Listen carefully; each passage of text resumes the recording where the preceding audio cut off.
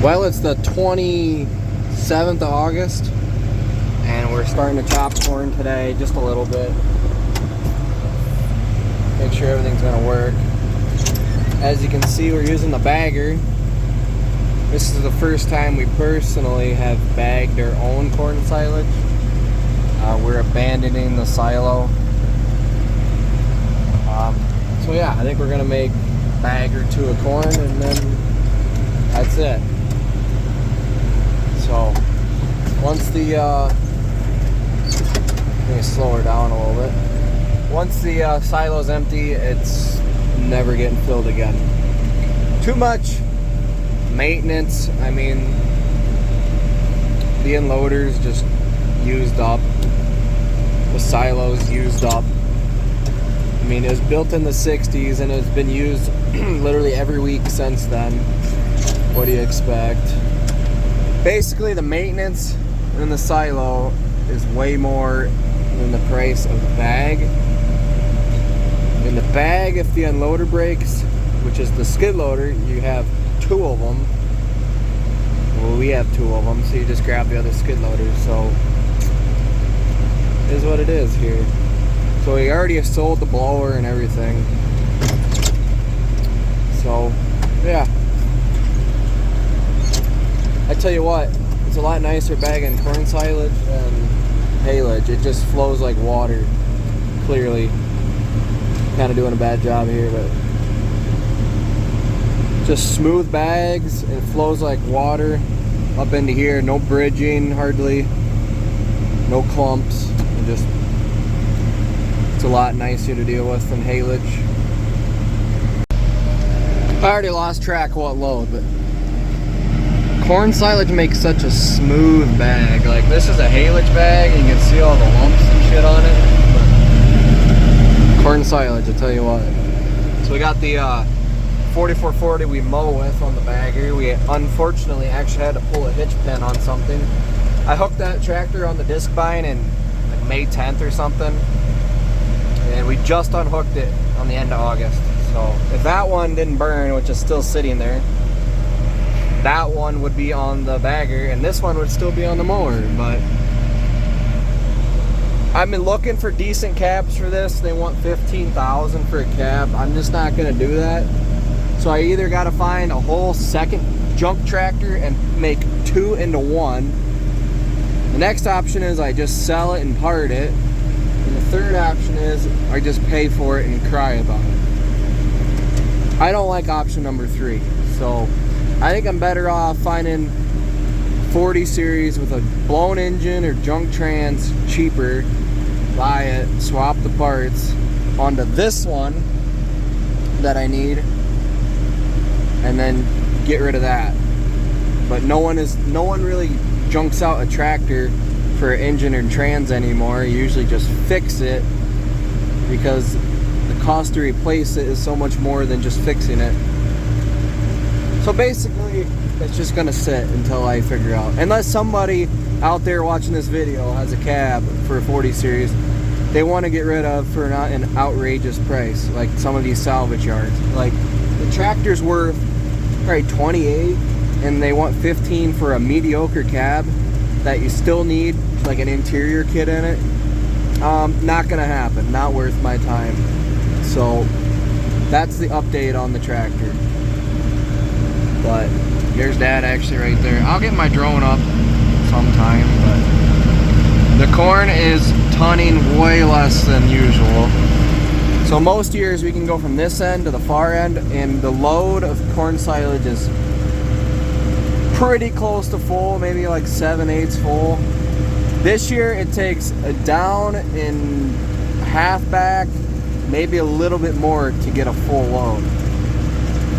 So it's yielding like 75% of last year basically. And then we don't even know the corn yield check, but I'm assuming what it was last year to this year, I bet we'll be off 50 to 60 bushel an acre, my guess. But we'll find out tomorrow, hopefully.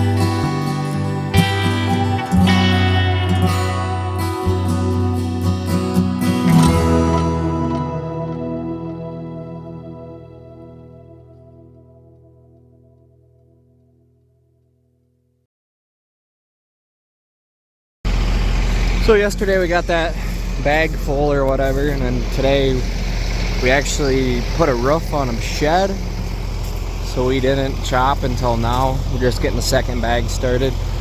But the adjuster did come out today, and it's not good. 76 bushel an acre less than last year. Same field, same variety. Now if you look at these ears, it'll probably be a good one, but it just seems empty on the end. So let's see, this one's not so bad, but this isn't even tip back. This is just, it didn't pollinate. Now there's some of them that, there's a good 3 inches that just did not pollinate. Like this one, I can just tell from a distance it's not as good, I guess, but still. Try to show what I mean. Like this is what I'm talking about.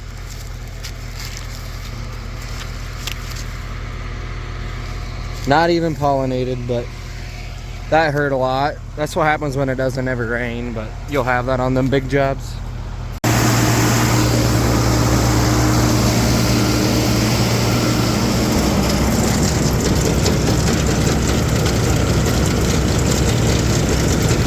It's already heating up, wow.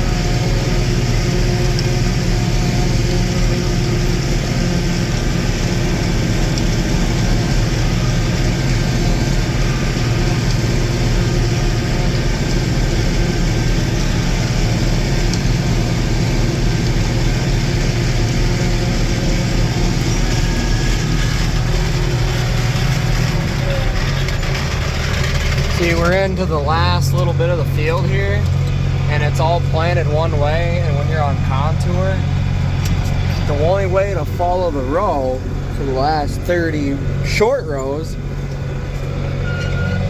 is to do it one way, from the bottom up, because that's the way it's planted. And then when you get to the top, I can't do any on the top because there's a little bit planted from the top down. It's just the way the contour works is a pain in the ass, honestly. It probably takes the same amount of time to chop the last 2-3 acres of the field as it did the entire rest of the field actual chopping time, because you don't get nothing done ever. But it is what it is. I know they do make all direction heads for these choppers, but they're insanely priced. They're like 15, 20,000. The chopper's worth not even 10. I don't know. You just suffer the 2-3 days of the year and get it done. But whatever. Well, we're officially done chopping corn on the 29th of August. It's not even September yet, but that one's haylage. Those two are corn silage. The standard procedure is you let them leave open for a couple days, let them gas off, and then fold them up and then dump dirt on it or something. If you leave a lot, you can actually tie them off, but clearly this one we got too full, and that one maybe we'll be able to tie off, but then like that one we put dirt on it. Here's the part that's funny. So these are all the same size bag, right? They're supposed to be all 150 feet long. This one, they're all started in the same spot in the back. This one off the pad. This one well short and this one kind of in the middle between these two. But they're all supposed to be the same size bag. So tell me how that makes any sense here up north, because none of them are the same size. And they're fairly smooth. So that's all I got left in that strip, is like literally a half an acre on that hillside. That's it, but we clearly are out of room here. So I guess we'll just have to combine it, but otherwise the whole strip's gone. We can start hauling manure. Honestly, right now would be the perfect time to direct seed this into alfalfa, but we're bone dry, no rain in the forecast, so there's no point, because that's what we did with this one. We chopped this one on the end of August a couple years ago, and we just direct seeded alfalfa in it. And as you can see, I thought it turned out okay. Well, next year, this one we're going to put in the corn, so that one won't be there anymore. But yep. Anyway, we're done chopping corn, so fun.